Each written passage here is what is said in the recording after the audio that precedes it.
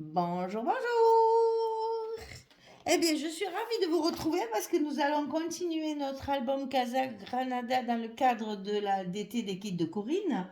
Et on va faire aujourd'hui la page numéro 2 du bloc numéro 1.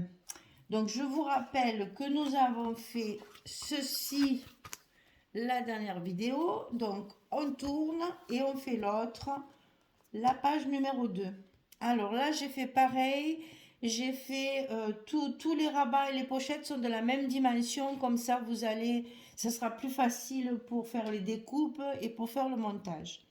Alors, tout d'abord, sur cette page numéro 2, on va mettre deux grandes pochettes comme ça, l'une sur l'autre, avec un petit espace ici qui va rester disponible.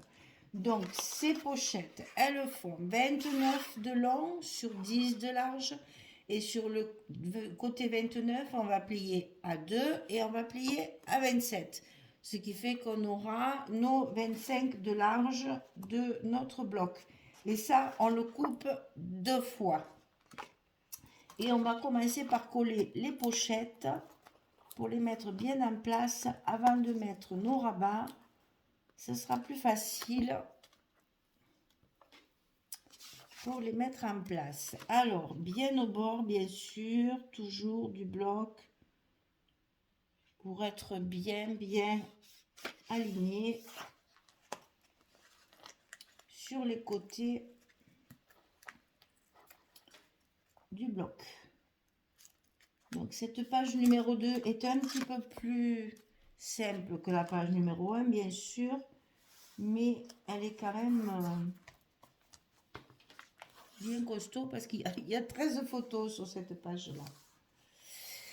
Voilà, je vous ai dit, hein, l'album contient 151 photos minimum parce qu'on peut toujours en rajouter. Donc la deuxième pochette, c'est la même dimension, 29 sur 10. On plie à 2, on plie à 27. Et, ah tiens, j'ai oublié le scotch rouge. Ah mais non, j'en mets pas parce qu'il y a le grand livret. Oh là là, j'ai oublié de vous le dire ça. Donc ici, sur cette pochette-là, il va y avoir un grand livret qui va descendre évidemment. Donc on ne met pas, voilà, ça va être comme ça. On ne met pas de scotch rouge pour fermer la pochette ici. Il faut pouvoir enfiler notre livret jusqu'en bas. Donc, enfin une grande carte. Ici, on ne colle que les côtés. On ne colle pas le bas de la pochette. Donc, on enlève les petits scotch sur le côté et on va l'aligner sur celle qu'on vient de mettre à l'instant. On laisse, allez, 2 mm entre chaque. Ici, j'ai laissé, vous voyez, c'est pas droit évidemment, à peu près 2-3 mm, entre 2 mm on va dire, entre chaque pochette pour pouvoir accéder plus facilement. Hein. Ne les collez pas, vous seriez embêté pour mettre vos cartes après à l'intérieur. Donc, on colle l'autre côté.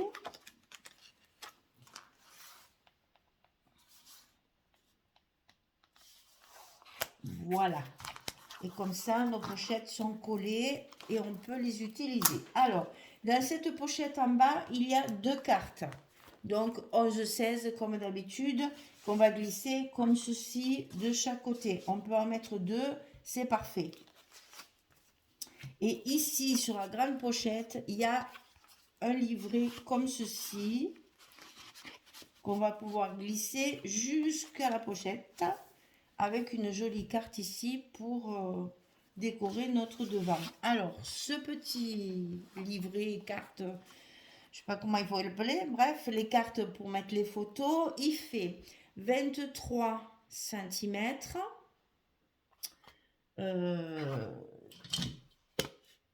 Voilà. 23 cm comme ça et 27,5 comme ça. Et sur le 27,5, on va plier ici à 16,5 pour pouvoir mettre justement deux photos ici et la photo là comme ça en paysage. Donc sur le côté 27,5, c'est-à-dire cette partie-là, c'est sur la hauteur. On va plier ici à 16,5 pour faire le rabat comme ceci.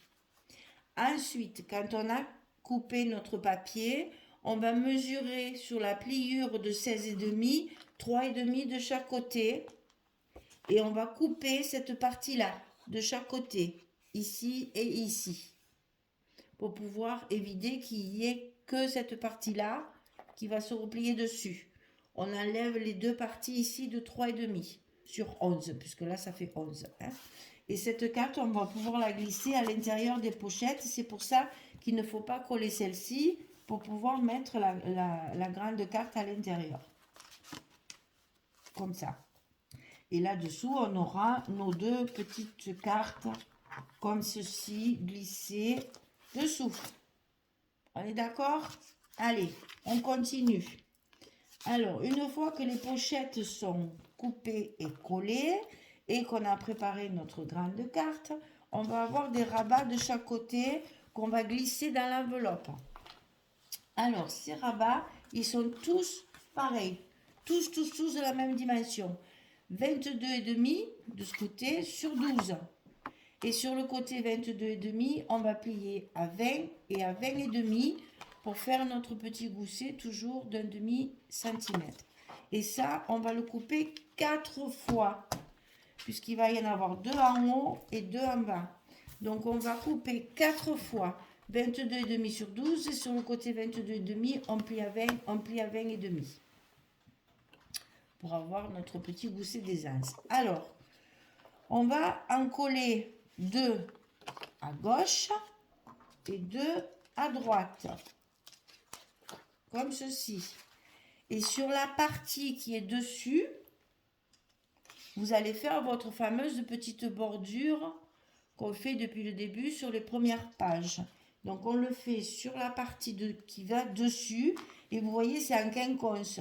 Donc, sur la partie du haut, c'est la droite qui vient sur la gauche. Et sur la partie du bas, c'est la gauche qui vient sur la droite. Alors, on va coller ça. Comme ça, vous allez voir ce que ça donne. Donc, on commence par coller ceci à l'intérieur de notre pochette sur le bas du bloc, le long du premier pli du petit gousset. Et ensuite, on va coller celle qui est au-dessus.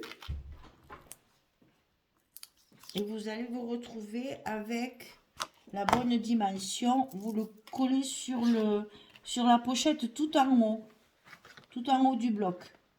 Et vous allez voir, ça s'enclenche bien de façon à ce que les deux puissent se fermer l'une sur l'autre, comme ceci.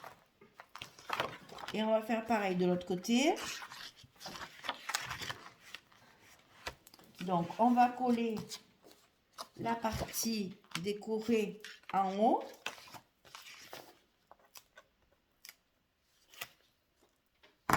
Sur le haut du bloc à droite. Bien le long de la première pliure du gousset. Voilà. Donc, ça va se plier avec celui-là. Et ici, on va mettre le deuxième.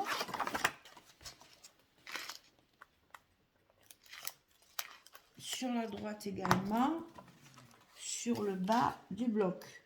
À l'intérieur de notre enveloppe. Voilà.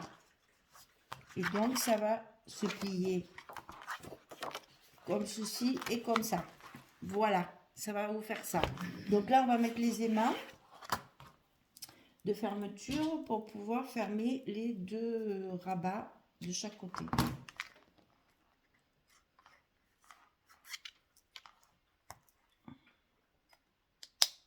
Un ici, un ici.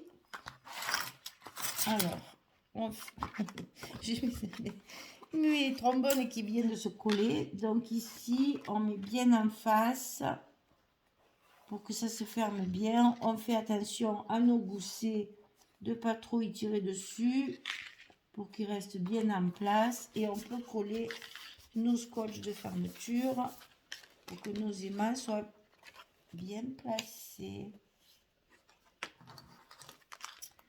On appuie bien. Voilà, le premier est fait. Maintenant, on va faire le second.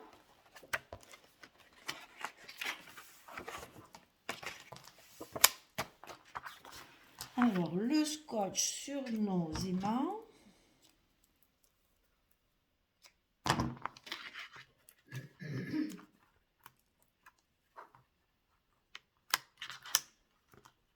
Un, deux. On ferme pour être bien en face.